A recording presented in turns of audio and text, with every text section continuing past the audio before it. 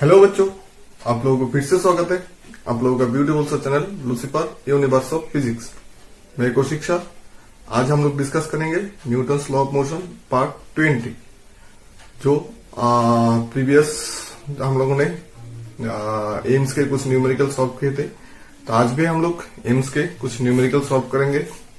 फिर ये चैप्टर को छोड़ के कुछ दूसरा न्यू चैप्टर शायद से वर्क एनर्जी पावर में हम लोग चले जाएंगे। ठीक है, तो शुरू करते हैं आज हम लोगों का Newton's law of motion part 22। और अगर वीडियो में कोई भी प्रॉब्लम होती है या समझने में कोई भी तकलीफ होती है तो इस नंबर पे कॉल कर सकते हो, व्हाट्सएप कर सकते हो, या वीडियो के नीचे कमेंट बॉक्स में भी बोल सकते हो। तो ज्यादा बात नहीं करते, शुरू करते हैं आज हम लोगों का Newton's law of motion part 22। तो आज हम एम्स के कुछ एमसीक्यू सॉल्व करेंगे। देखते हैं कितना होता है आज। तो आज का फर्स्ट सवाल, question number 1। If the normal force is double, if the normal force is double,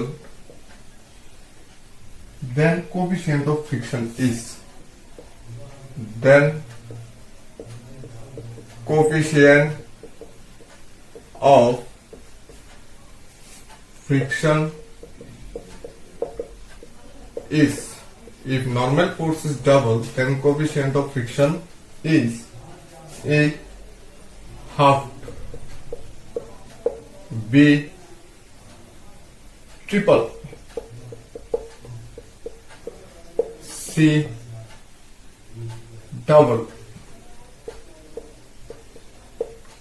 and option D not changed.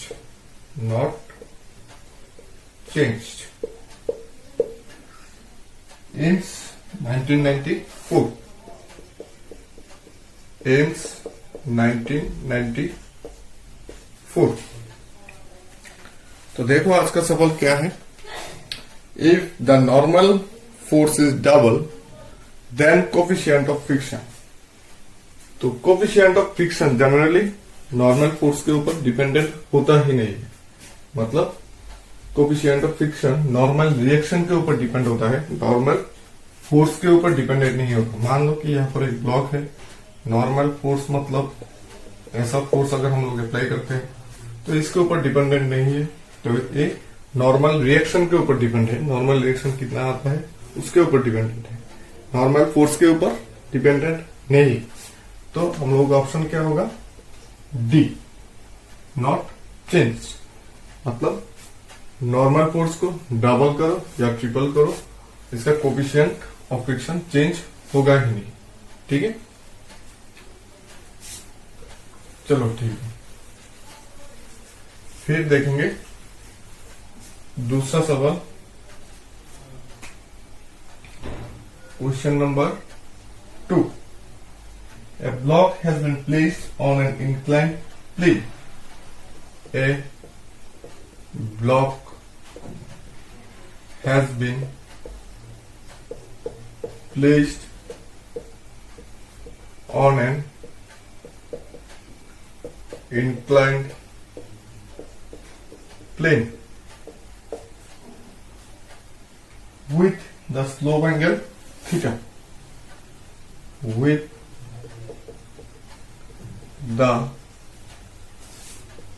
slope angle theta. Block slides down the plane at constant speed. Block slides down at a constant speed. Block slides down at a constant speed. The coefficient of kinetic friction is equal to the coefficient of kinetic friction is equal to option A sin theta, option B cos theta, option D small g, option C tan theta. AIMS 2014, AIMS 2014. तो try करो।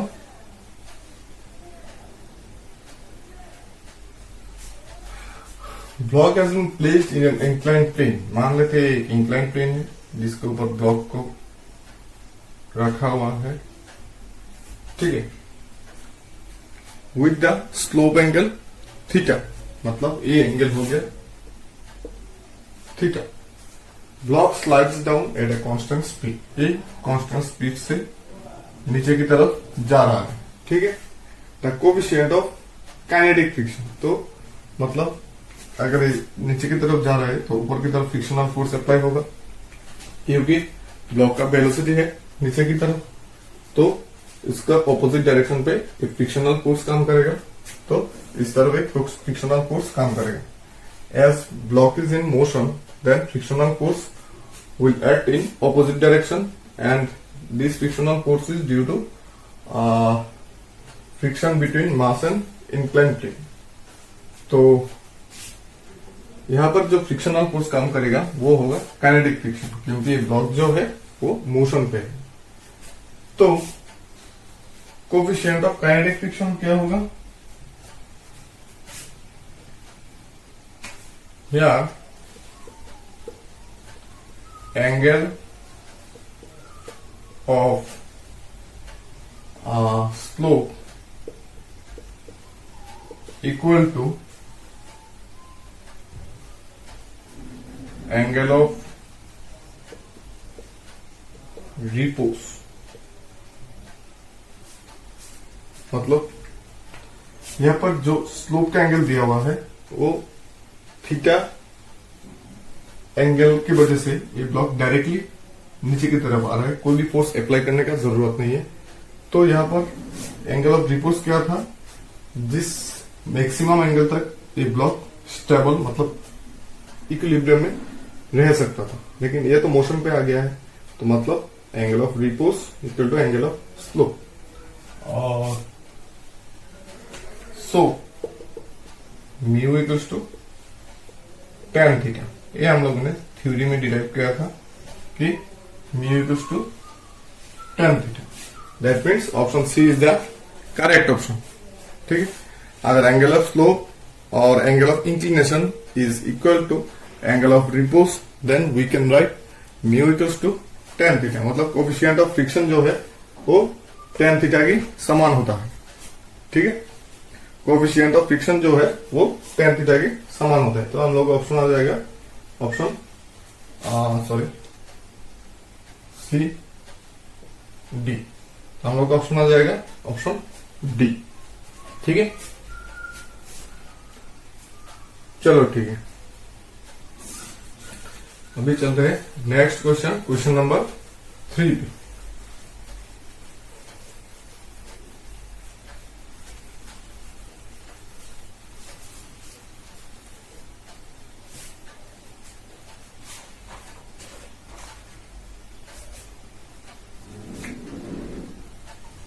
Question number 3. A particle revolves round a circular path. A particle revolves round a circular path. The acceleration of the particle is inversely proportional to the acceleration of the particle is inversely proportional to option A radius, option B velocity, option C mass of particle,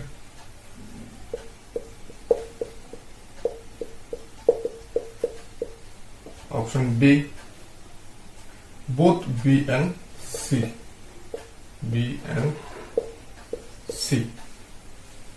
AIIMS 1994 AIIMS 1994। देखो question में क्या पूछा है। Particle revolves round a circular path. एक particle circular path में चल रहा है या रिवॉल्व कर रहा है। The acceleration of the particle is inversely proportional to. तो एक्सेलरेशन क्या होगा, किसके साथ इनवर्सली प्रोपोर्शनल होगा। ठीक है, तो सर्कुलर पाथ में अगर कोई चीज रिवॉल्व करता है, ऐसे सर्कुलर पाथ में अगर कोई चीज रिवॉल्व करता है तो उसका कोई पार्टिकल का उस सर्कुलर पाथ के सेंटर की तरफ एक एक्सेलरेशन होता है। तो अगर पार्टिकल का पोजीशन ये होता है तो इसका इस तरफ एक एक्सेलरेशन या फोर्स होगा, इस तरफ होगा, इस तरफ होगा। ठीक है, उस फोर्स को हम लोग क्या बोलते हैं, सेंट्रीपेटल फोर्स। कोई भी पार्टिकल का सेंटर की तरफ जब फोर्स होता है उसको बोलते हैं centripetal force, which is equal to mv² by r।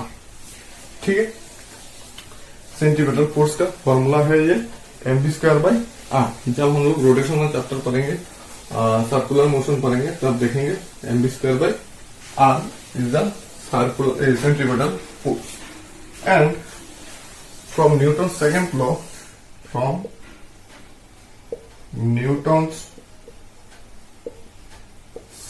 law, we can write F equals to m। ठीक है, तो m equals to m v² by r। m cancel हो गया तो a equal to v² by r। That means A proportional to 1/r। मतलब acceleration जो होता है वो रेडियस के साथ इनवर्सली प्रोपोर्शनल होता है।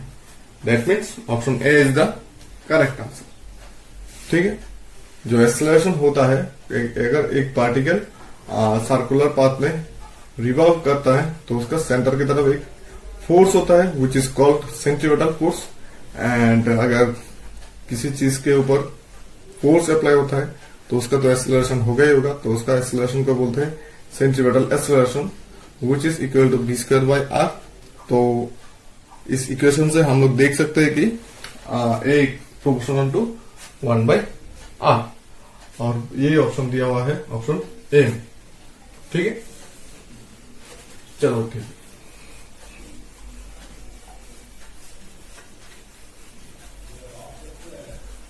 अभी देखते हैं question number 4।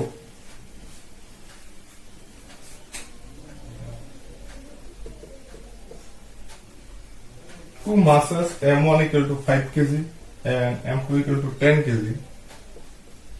Two masses m1 equal to 5 kg and m2 equals to 10 kg are connected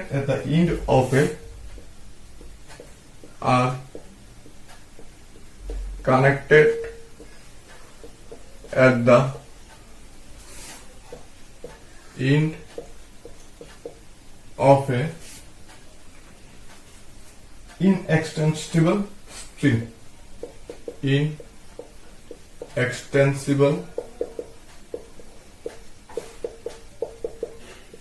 string. Passing over a frictionless pulley. Passing over a frictionless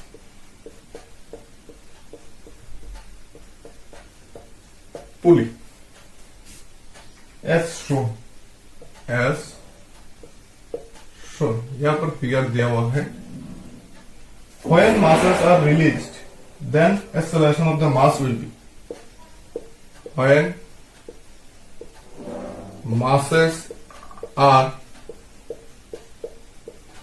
released then acceleration,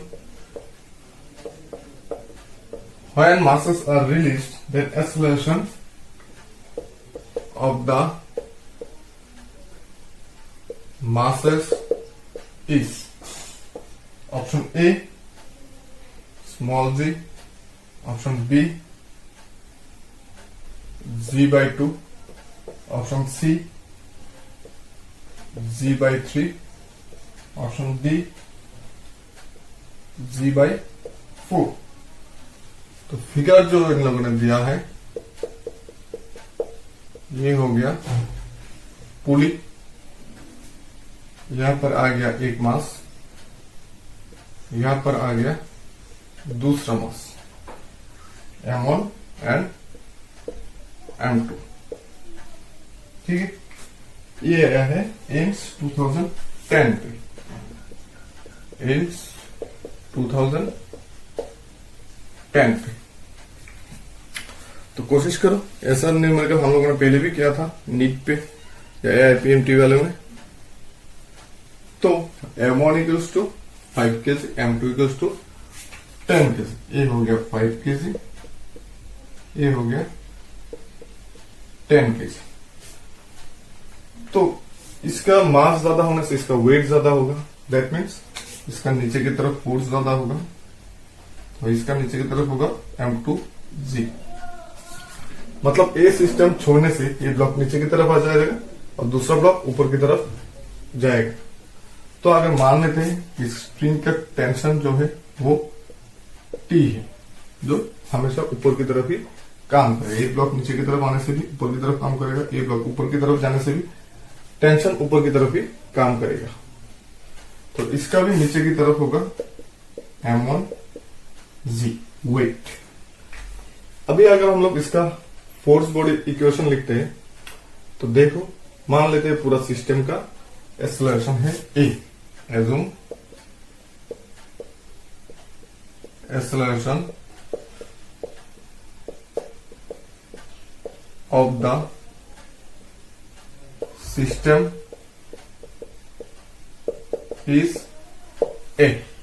हम लोगों ने क्या मान लिया, पूरा सिस्टम का मतलब ब्लॉक का मास का एक्सेलरेशन है A। तो M2G minus T equals to M2A। अगर हम लोग सिर्फ अभी इस ब्लॉक के बारे में सोचते हैं तो इसका नीचे की तरफ फोर्स है M2G, ऊपर की तरफ फोर्स है T, और नीचे की तरफ रिजल्टेंट फोर्स क्या होगा M2G minus T, which is equal to M2A, because F equals to MA होता है क्योंकि न्यूटन्स के सेकेंड लॉ के हिसाब से। तो अगर अभी इस ब्लॉक के बारे में सोचते हैं तो ये ब्लॉक तो ऊपर की तरफ जा रहा है तो इसका टेंशन ज्यादा होगा, तो T minus M1G equals to M1A, ये होगी। तो ए ब्लॉक ऊपर की तरफ जाएगा, कौन सी एक्सेलरेशन से जाएगा, ए एक्सेलरेशन से जाएगा। तो ए एक्सेलरेशन से जाने से इसके ऊपर जो फोर्स अप्लाई होगा वो होगा M1A, which is equal to इसका रिजल्टेंट फोर्स। इसका रिजल्टेंट फोर्स क्या है, ऊपर की तरफ T, नीचे की तरफ M1G, और एक ब्लॉक ऊपर की तरफ जा रहा है, दैट मीन्स इसका ऊपर की तरफ फोर्स ज्यादा होगा, तो T माइनस M1G होगा उसका ऊपर की तरफ रिजल्टेंट फोर्स। तो अभी सम कर लेते हैं दोनों, तो आ जाएगा हम लोग का M2 minus M1G equals to M1 plus M2A। तो A equals to M2 minus M1 by M1 plus M2G। यहां पर अगर हम लोग अभी M1 M2 का वैल्यू पुट कर देते हैं तो M1 है 5, M2 है 10, तो 10 माइनस 5, 10 प्लस 5 G, ये हो गया 5 by 15 G equal to 1 by 3 G, which is given in option C, मतलब G by 3। 1/3 into G means G by 3। तो हम लोगों का कौन सा ऑप्शन करेक्ट हो गया? ऑप्शन सी वाला। देखो बिल्कुल इजी है, कोई भी दिक्कत का बात नहीं है। ठीक है, कॉपी कर लो।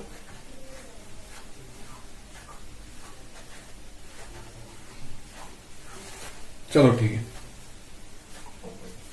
अभी चलते हैं क्वेश्चन नंबर 5 पे, या MCQ number 5।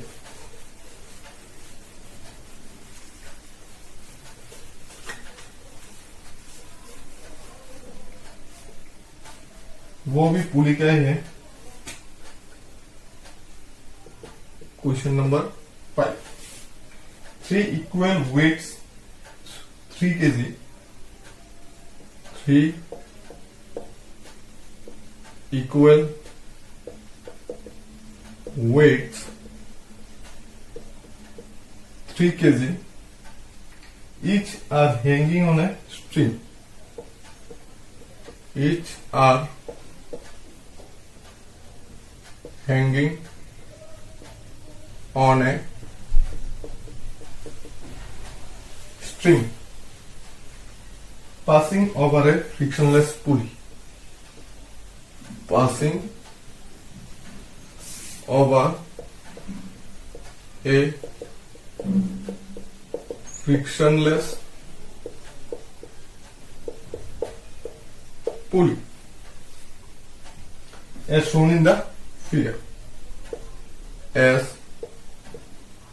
shown in the figure. यहां पर भी फिगर दिया हुआ है। The tension in the string between mass 2 and 3 will be the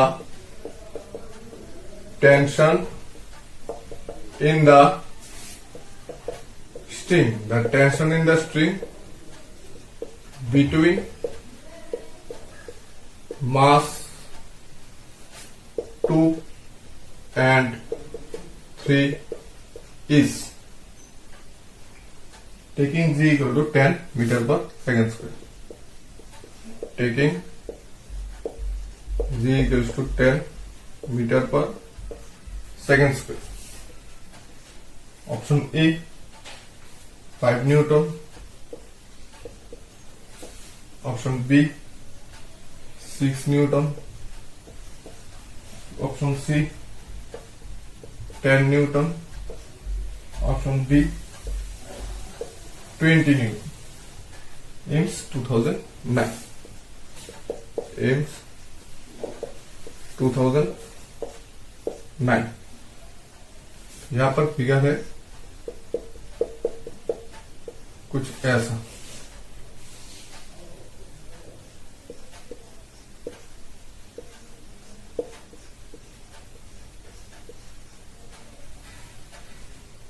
ये है 1, ये है 2, ये है 3। ठीक है, तो हम लोगों को निकालने के लिए क्या बोला है? Tension in the string between 2 and 3। 3 equal weights और मास 3 kg, सबका मास 3 kg है। ये भी मान लो, इसको मान लेते हैं M1, इसको मान लेते हैं M2, इसको मान लेते हैं M3। तो यहाँ M1 equals to M2 equals to M3 equals to 3 kg। ठीक है, M1 M2 M3 सारे हम लोग 3 kg मान ले। तो और इसको हम लोग स्मॉल m भी पकड़ सकते हैं, स्मॉल m kg। अच्छा, तो यहां पर देखो, इसका टेंशन जो है और इसका टेंशन इक्वल होगा, लेकिन इसका टेंशन डिफरेंट होगा। ठीक है, तो इसको टेंशन हम लोग मान लेते हैं T1, इसका भी T1 होगा, इसको मान लेते हैं T2। क्योंकि इन दोनों मास, इस स्ट्रिंग पे इन दोनों मास का वेट होगा और इस स्ट्रिंग पे इस मास का वेट होगा, तो इस स्ट्रिंग और इस स्ट्रिंग का टेंशन जो है वो सेम होगा। लेकिन इस स्ट्रिंग पे सिर्फ इस मास के लिए ही टेंशन रहेगा, इस मास के लिए टेंशन नहीं रहेगा। तो इसलिए इसका हो जाएगा T2। ठीक है, मतलब ये दोनों तो कनेक्टेड है स्ट्रिंग से, तो हम लोग इस दोनों मास को वन मास एज्यूम कर सकते हैं। तो जैसे कि हम लोगों ने प्रीवियस में किया था, ये अगर वन मास हो जाता है तो इन दोनों का टेंशन सेम होता है। उस वक्त में हम लोगों ने टी पकड़ा था, अभी T1 एज्यूम किया है, और इसके साथ तो और एक मास जुड़ा हुआ है, तो इन दोनों का बिटवीन का टेंशन हम लोगों ने मान लिया T2 है। ठीक है, तो अभी इसका अगर हम लोग इक्वेशन ड्रॉ करते हैं तो इसके लिए क्या होगा, ए ब्लॉक ऊपर की तरफ जाएगा, ये दोनों ब्लॉक नीचे की तरफ आएगा, क्योंकि इस तरफ वेट ज्यादा है। तो इस ब्लॉक का इक्वेशन क्या होगा, इसका टेंशन ज्यादा होगा, मतलब T1 minus mg equals to m। अगर एक्सेलरेशन a होता है तो T1 minus mg equal to m, और इसका क्या होगा मास, ये दोनों मास एक साथ हो जाने से ये हो जाएगा 2mg, और ये तो नीचे की तरफ आएगा, तो 2mg minus T1 equals to 2m। ठीक है, फिर इसके बारे में सोचते हैं, इसका मास mg है, ये भी नीचे की तरफ आ रहा है, तो mg minus T2, mg minus T2 equals to m। अभी सिर्फ इसका ये तीनों इक्वेशन सॉल्व करके हम लोगों को टेंशन T2 का वैल्यू लाना है, बस इतना ही है। फिलहाल मैं इसके बारे में और थोड़ा डिस्कस कर लेता हूँ।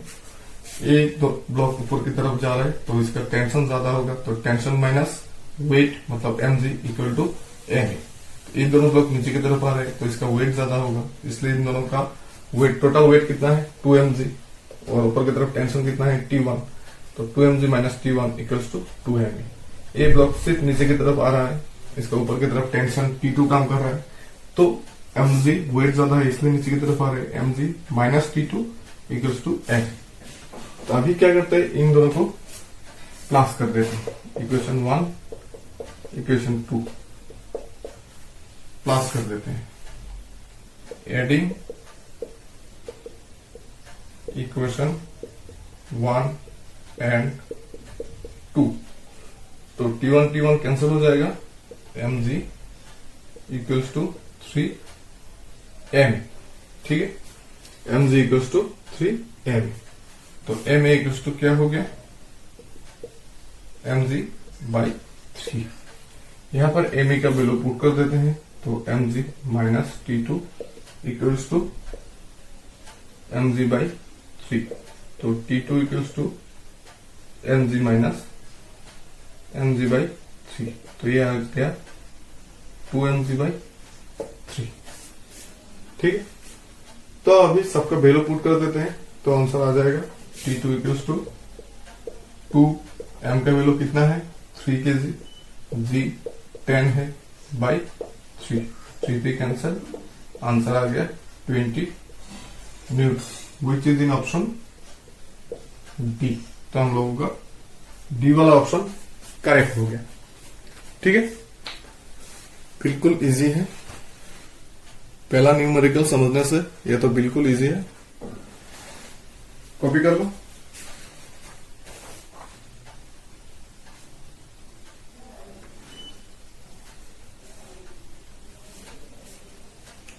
चलो ठीक है, अभी देखते हैं question number 6।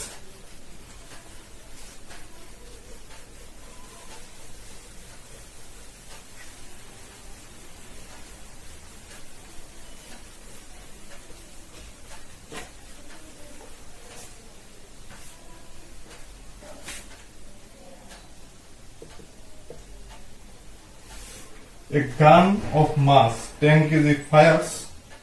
A gun of mass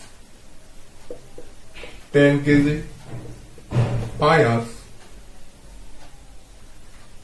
4 bullets per second. 4 bullet per second. The mass of each bullet is the mass of each bullet is 20 gram and velocity of the bullet when it leaves the gun, velocity of the bullet when it leaves the gun is 300 meter per second. The force required to hold the gun when firing. The force required to hold the gun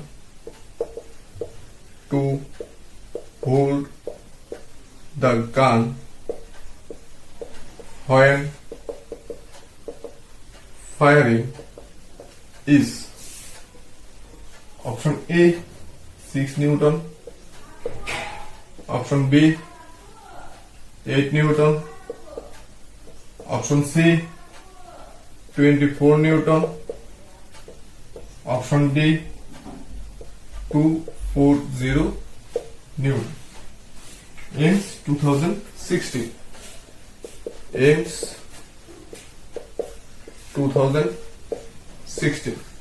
ठीक है। तो question क्या है, a gun of mass 10 kg fires 4 bullet per second. एक gun है 10 kg का जो 4 bullet per second पे फायर कर रहा है। The mass of each bullet is 20 gram. Bullet का मास यहाँ पर दिया हुआ है, वेलोसिटी ऑफ बुलेट का भी दिया हुआ है। तो force required to hold the gun, कितना फोर्स चाहिए गन को होल्ड करने के लिए, ठीक है। तो यहां पर हम लोग पहले एक फॉर्मूला सीखा था, impulse equal to change of linear momentum.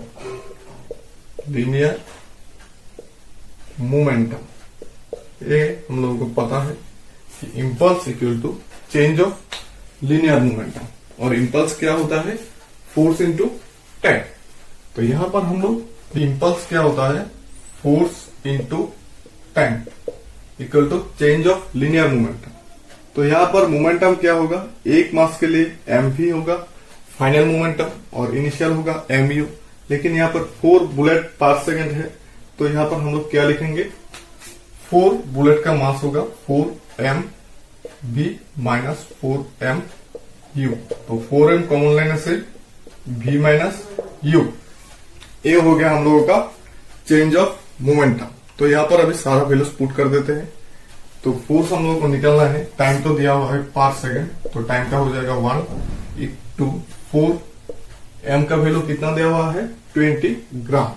इसको हम लोग केजी में ले जाते हैं, m equal to 20 gram equal to 0.02 kg, ठीक है।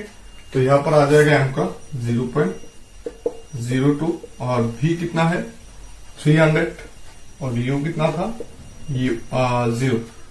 u 0 था। क्यों, क्योंकि फायरिंग से पहले बुलेट रेस्ट पे था, गन भी रेस्ट पे था, ठीक है। तो इसका वेलोसिटी हो गया बुलेट का 0। तो इसको सॉल्व करके f निकल आ जाएगा, f इक्वल्स टू ये हो जाएगा 4 to 8 0.08 इंटू 300, तो 24 न्यूटन। तो हम लोगों को फोर्स आ गया 24 newton which is given in option C, ठीक है। तो हम लोगों का ऑप्शन सी ऑप्शन सी हो जाएगा करेक्ट ऑप्शन, ठीक है। ये बुलेट का न्यूमेरिकल तो हम लोगों ने पहले भी देखा था, लेकिन ये थोड़ा उनमें से अलग है, ये इंपॉर्टेंट भी है। तो कॉपी कर लो, चलो ठीक है, वीडियो पॉज करके कॉपी कर लेना। तो आज हम लोगों ने 6 MCQ देख ले एम्स के। लास्ट क्लास में भी हम लोग कुछ ऐसे ही 7 या 8 जैसा एम्स के लिए देखा है। बाकी सब मैं PDF में अपलोड कर दूंगा, उसका लिंक मैं डिस्क्रिप्शन पे दे दूंगा। तो आज का लेक्चर इतना ही है।